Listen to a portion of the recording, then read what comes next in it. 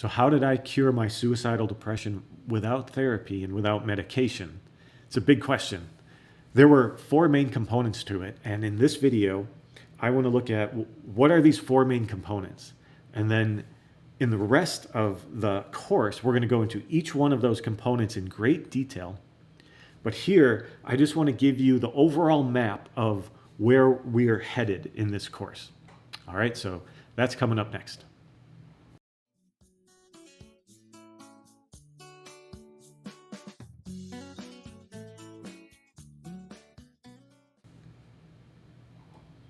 Okay, so first, we're going to continue to lay this foundation. And please bear with me for these first few lessons.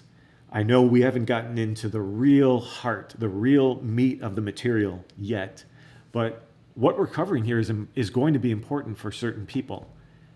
And it's important to know, I mean, what are we talking about here? What's in this? What is this all about? So that as we go along, you'll see the signposts and go, oh, I know, I remember this was coming, this was coming, this was coming. So a couple more lessons here laying this groundwork. A couple things that I also have to mention as disclaimers. So how did I cure my suicidal depression without therapy and without medication? Well, I certainly tried those routes, and I tried a bunch of others too, but none of these experts that I went to could do anything for me. They could prescribe pills and suggest, do some of this meditation technique, but they didn't understand what's producing this condition. And I knew for me personally that when I sat in that seat across from that psychiatrist, and after I told him everything that was going on and his only response was to write a prescription, for me and my character, for my constitution, I couldn't stop there. I knew there had to be something more. And I went into that in great detail in the introduction in this course. So I'm not a trained psychiatrist. I'm not a trained psychologist, a counselor, nothing. I am sharing my direct experience of how did this condition that descended upon me 24 years ago, how did it dissolve? And when I say dissolve, I mean permanently.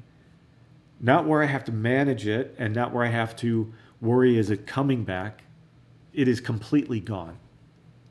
So that's what this course is about. And when I talked about in that first lesson after the introduction about, is there a cure for depression? Well, keep that in mind as we look at the title of this talk, as we go into this material, How I Cured My Suicidal Depression. We're talking about cure in the exact same sense as that first lesson.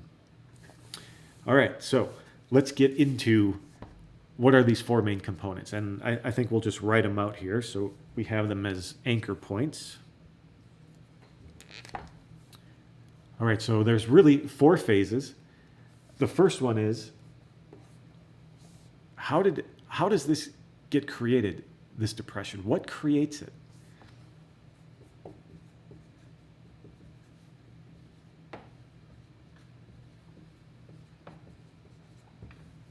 It's important to start there.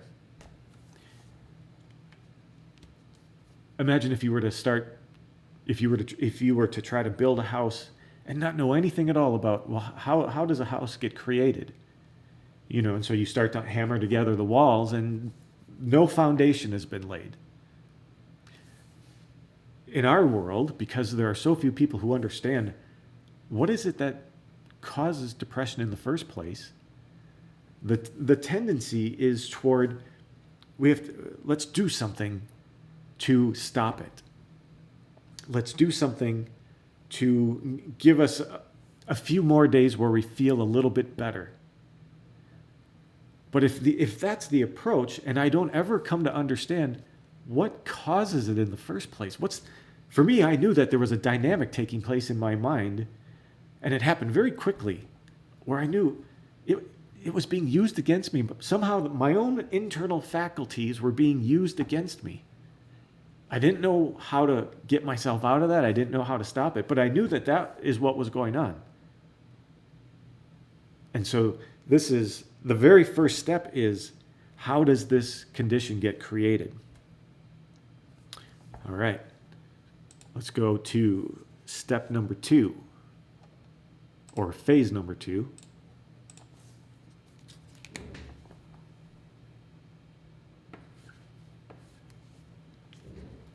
Take back command of my internal faculties. We'll call it reclaim my faculties. That's the second main component.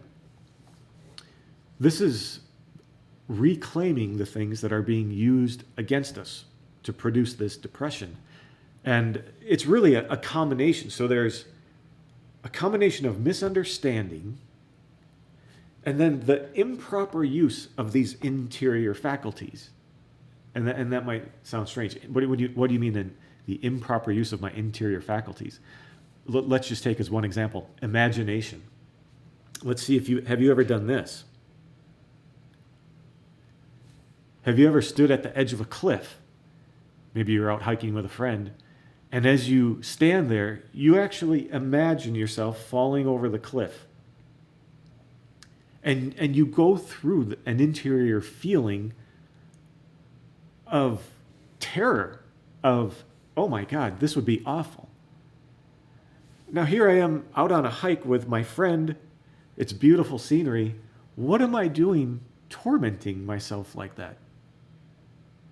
It's that my faculties run rampant on their own and run these little imaginations, and I end up feeling the pain of it. So we have to reclaim the faculties that are being used to do these things. So that'll be phase 2. Phase number 3.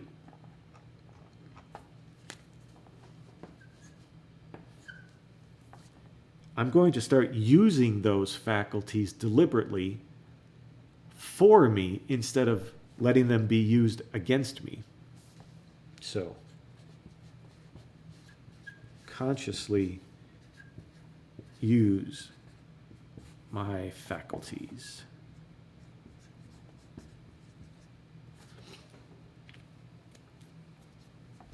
And I'm going to use those faculties to do 2 things.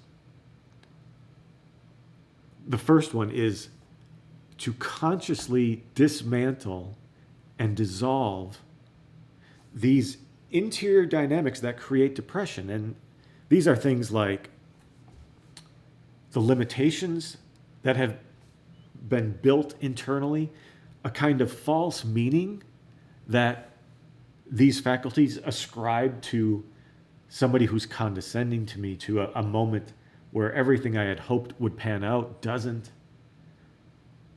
What I think of myself, self-esteem, all of those things, but much, much deeper than what we normally talk about, what you normally hear talked about as far as you have to build your self-esteem or any of those other things. You actually don't have to build your self-esteem. That's actually one of the problems, believe it or not, is this intention to build my self-esteem. But we'll leave that. Another item here is a false understanding. So there's the false meaning of what these moments mean in our life. Then there's the false understanding of who I am, what my purpose is, what relationships are for, really what this whole life is for. So we are using these faculties consciously to dismantle and to dissolve. The second thing that we're going to use these reclaimed interior faculties for is to exit the world of depression.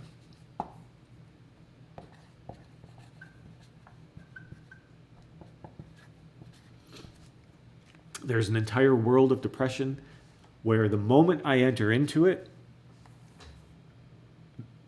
my fate is sealed. I am going to be dealing with depression when I'm in the world where it lives, where it manifests. So once I've reclaimed begin to reclaim these interior faculties, I begin to use them. First, dismantle and dissolve all of this false interior understanding. Then, I'm going to use it to exit the world where depression dwells. All right, let's go on to our fourth component.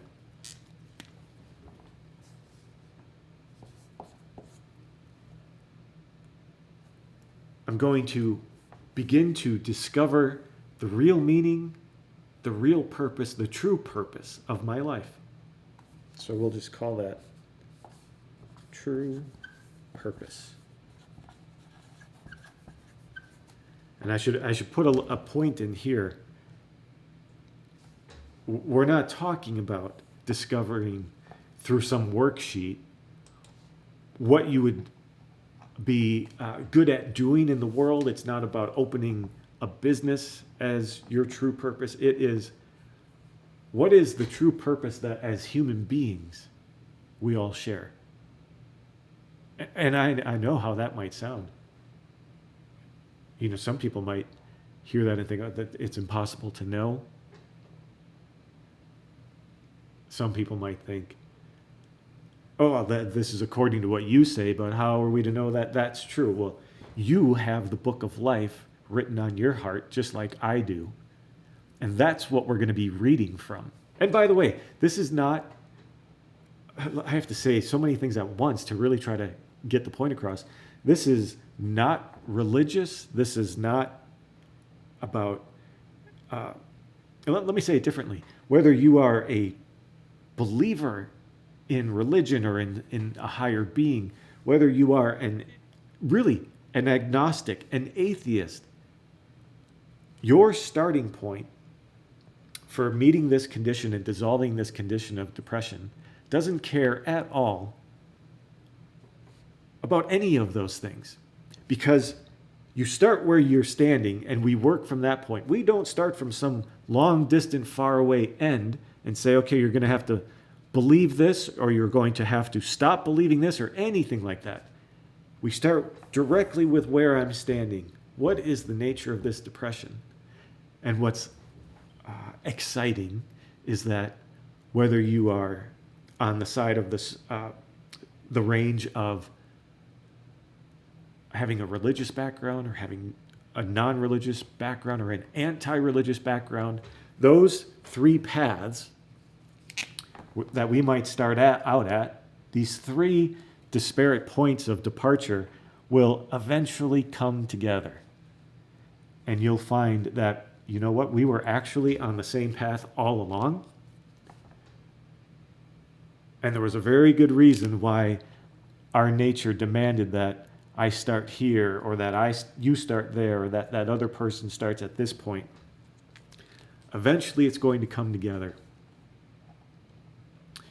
All right, so making this journey, I have it in my notes as making the journey from unrelenting depression to ever renewing meaning. That's really what these four phases are. You know, as you progress down them, we're starting with our actual condition, this depression, and using it to learn everything we can about how it's created. As we do that, we learn that up here, well, a big part of what creates depression is that we have no command of these faculties. And when they run amok, they end up generating misunderstanding that leads to depression. So we are going to be reclaiming those faculties. And as we progress down this, as we begin to use our faculties consciously to dismantle this misunderstanding, to exit the world of depression, to begin to participate in our real life, we get to this point where we are finding this meaning. Remember how in one of the earlier lessons, we talked about what's really missing from our lives is meaning? The real cause of depression is I'm starving for meaning. Right down here, we begin to feel a deluge of meaning, a downpour of meaning. It's actually in every step of the way. But here, some things, very powerful things begin to happen down here in discovering this, investigating. What is my true purpose? So this journey from depression to this sublime meaning of life, initially, it takes effort. Absolutely, it takes effort. It takes dedication. It takes work. It takes immersing yourself in the ideas over and over and over again. But there is a point, and it isn't really a point per se. It's in the same way that these things are gradually dissolved, there's a gradual movement into an effortless way of living these things. They start to become you. Not that you have to apply techniques, band-aids, apply ideas that you've heard. You begin to live these things without having to think to yourself, let's see, I need to do this. I have to remember to let go of it. None of that.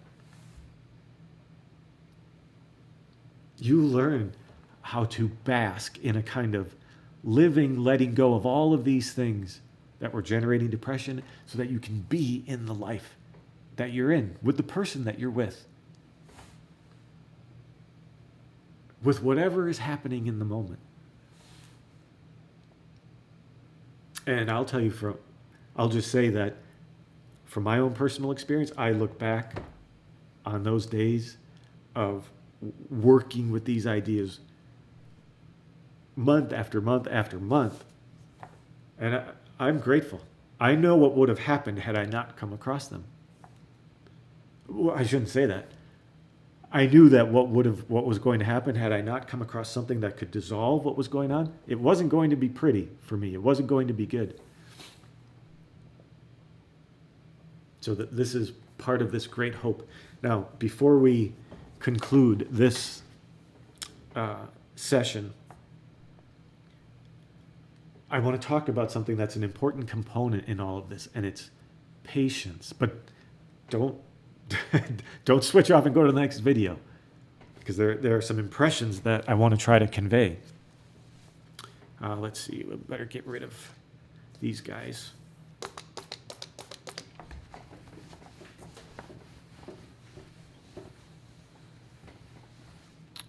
Okay. So I have here a planter, and I've got this little package of seeds. These are pumpkin seeds, if you can catch that on the camera. You know, these ideas that we're talking about, even some of the ideas we've covered so far in this video, they are literally, in a spiritual sense, literally seeds. They're not the end themselves. This is not the end that you wanted when you picked up this packet of seeds. You wanted to be able to grow these pumpkins. So imagine if I take these seeds and, I drop it into the soil, and then I cover it up, and I put a little bit of water on it, and it's great. Well, imagine if tomorrow morning I'm digging in here and I take out the seed and I go, nothing, still nothing, no pumpkins yet. And so I put the seed back in and I cover it over. Even though I want pumpkins more than anything else, I'm never going to get a pumpkin, because I keep disturbing, I keep demanding that these things operate according to my schedule. We don't wield the forces of change that dissolve depression, that bring real meaning into life. We don't wield them. They're not on our tool belt, and we reach down and we pull out love or kindness or deep meaning about what's taking place in my life. But we can discover how to be at the place where these forces are operating. And we can discover how to bring together the conditions, the right conditions, so that this little seed of insight actually turns into something real. You probably know people or have been somebody where all they do is feast upon ideas and never go beyond that.